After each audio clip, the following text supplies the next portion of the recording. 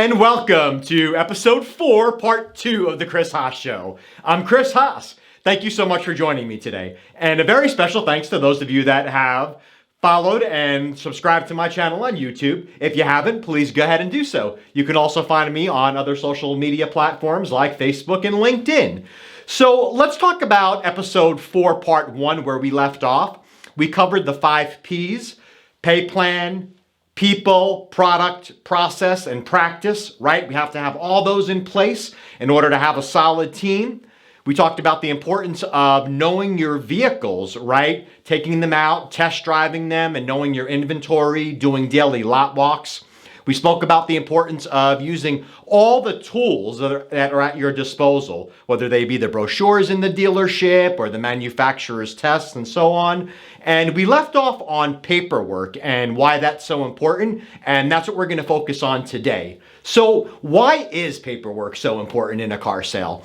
So just as many of you know, we spoke about how important it is to know your product and product knowledge. Paperwork is part of that process too. We're in the communication business. You know, communication is very important with your clients. And when you're asking them to sign documents, communicating properly on what you're asking them to sign is very important as well. So studies show in order to effectively communicate, 15% is based upon knowledge and the other 85% is based upon attitude and skill. Now, on that note as well, keep in mind that body language is 55% of your presentation, tone is 38%, and the other 7% is going to be your words. So let's roll right into the paperwork so we can help you breeze through that like a pro. So first up, as you can see on your screen, is the deal worksheet. So I would recommend starting with this document and all documents that we talk about moving forward. Make sure you dot all your I's and cross all your T's. Courts are really cracking down in 2022, and they are looking at dealers that are non-compliant.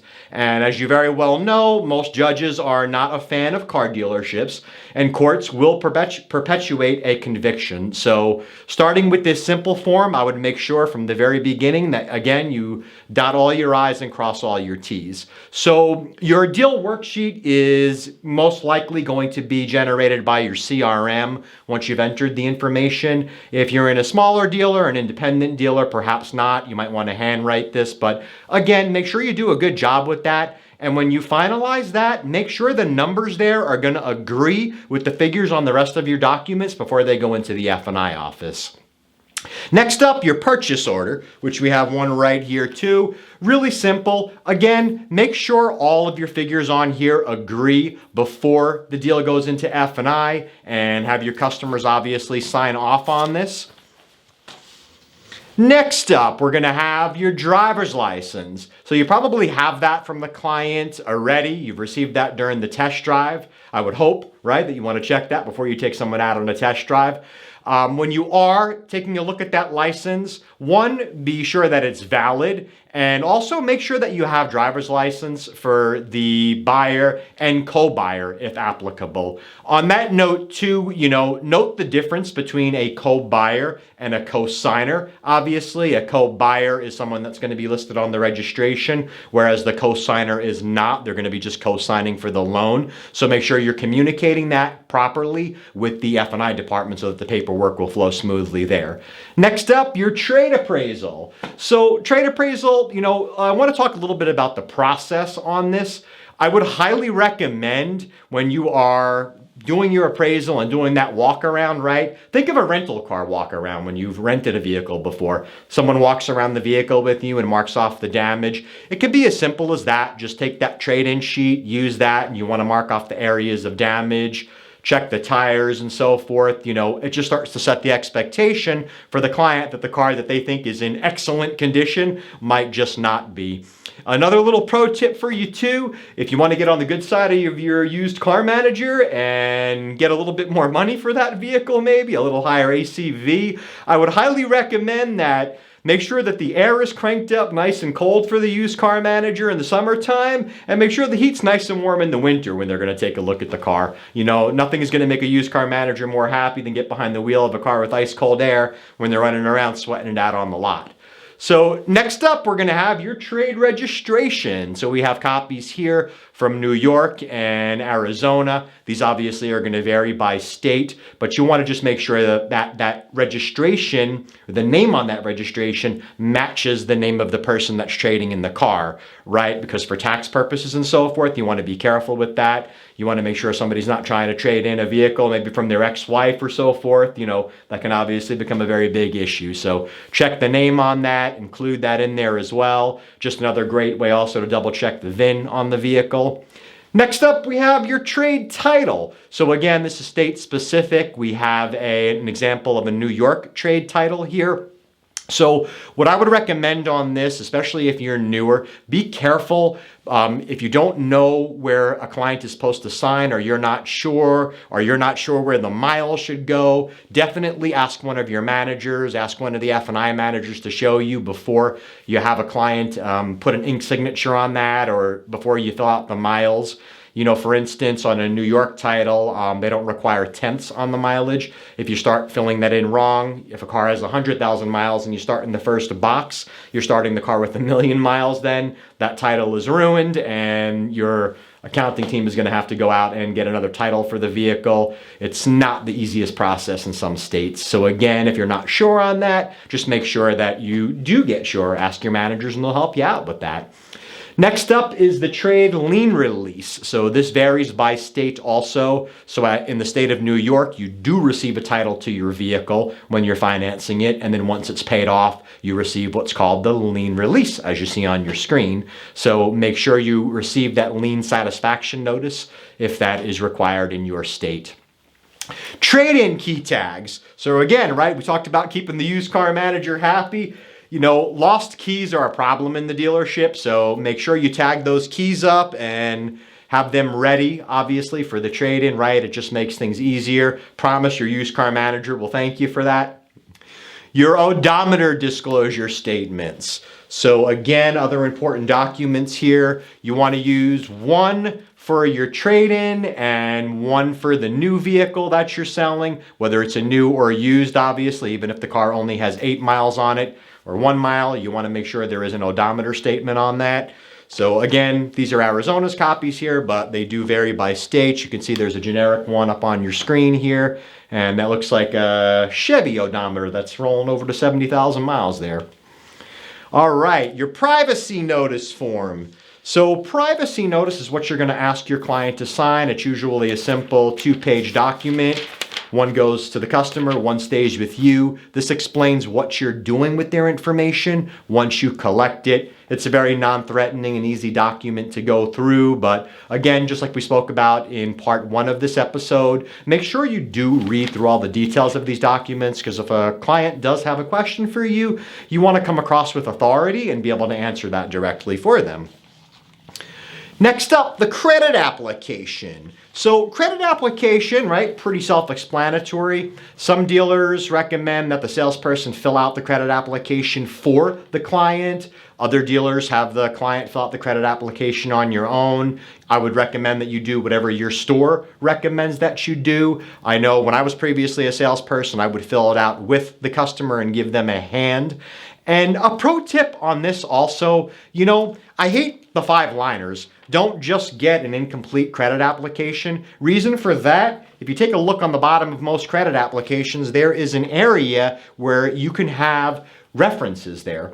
So a lot of folks shy away from that when somebody has a real good credit score. But why I'm bringing this up for, those references are referrals for you. I know when I sold cars back in the day, there was an option for 2 references on the bottom of the Honda credit application. I would always get those 2. two, no matter what the situation was. And then I would give them another sheet from the dealership and ask for 3 more. So every customer that sat down with me, to me, that equaled 6 customers, even if it didn't wind up turning into a deal, because I would call those 5 references and I would introduce myself. I let them know that their friend or family member was in the dealership. We were just checking the reference, whether they bought a car or not. So you're absolutely allowed to do that. That's just a way to generate more business, especially these days. So stay away from the 5-liners, get a complete credit application, and you'll get those references that will turn into referrals as well for you too. Your buyer's guide. So your buyer's guide, you want to have one for your used vehicle that you're selling, and you want to complete one for the trade-in too and get that in the vehicle right away.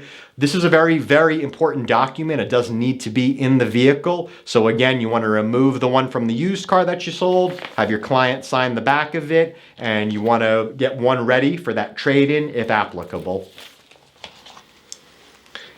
Next, we have our insurance verification form. So with that, you're typically just going to grab the insurance card, which we're going to run into next here. And there's usually a more official form called an ATPI that's done in the finance office, but most dealers do ask that the salesperson verifies insurance beforehand. So you can see on the screen here, here's a copy of an ATPI, a generic one. Insurance card, as we just mentioned, right? You want to grab that from the client.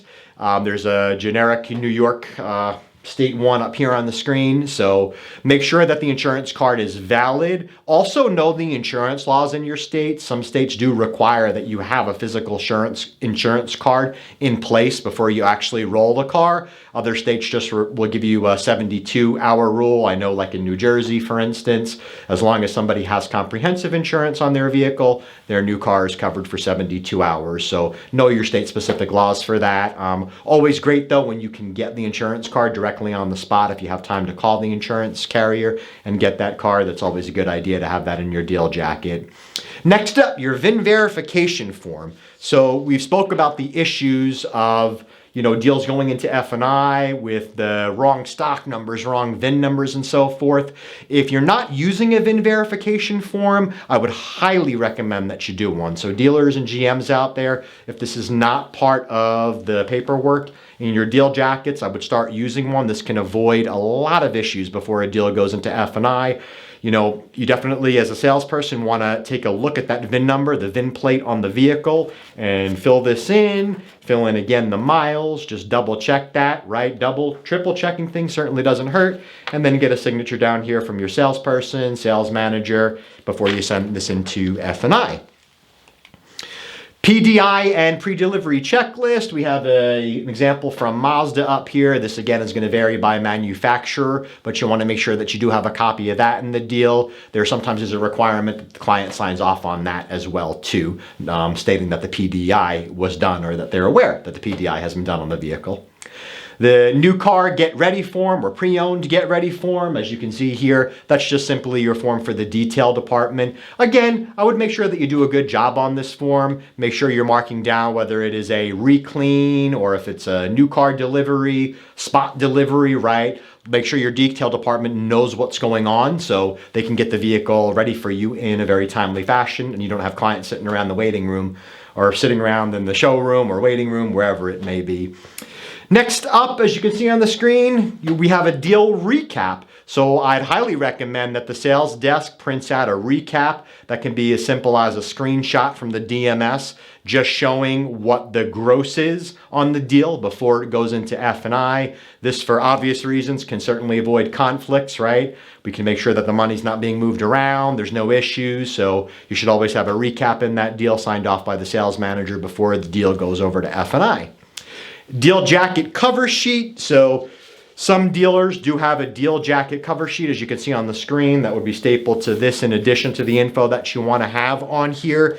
Again, some dealers use this, some don't. It might be generated from the CRM even if you are using a CRM in your store. Again, I know most larger franchise stores have that in place. If you're a smaller store and you're not using one, you may want to have something like this. It's just a great way for you to have a quick snapshot and overview of the deal before it goes up to accounting.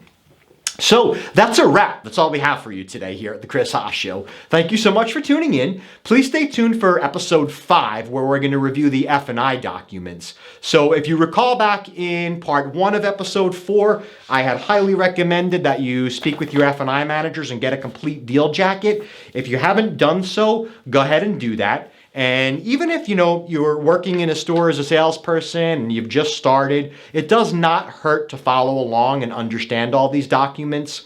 This can also be very helpful for some folks, as I know that a lot of stores are going to single point delivery, where the sales paperwork is going to be done by the salesperson and the F&I paperwork is going to be done by that person as well.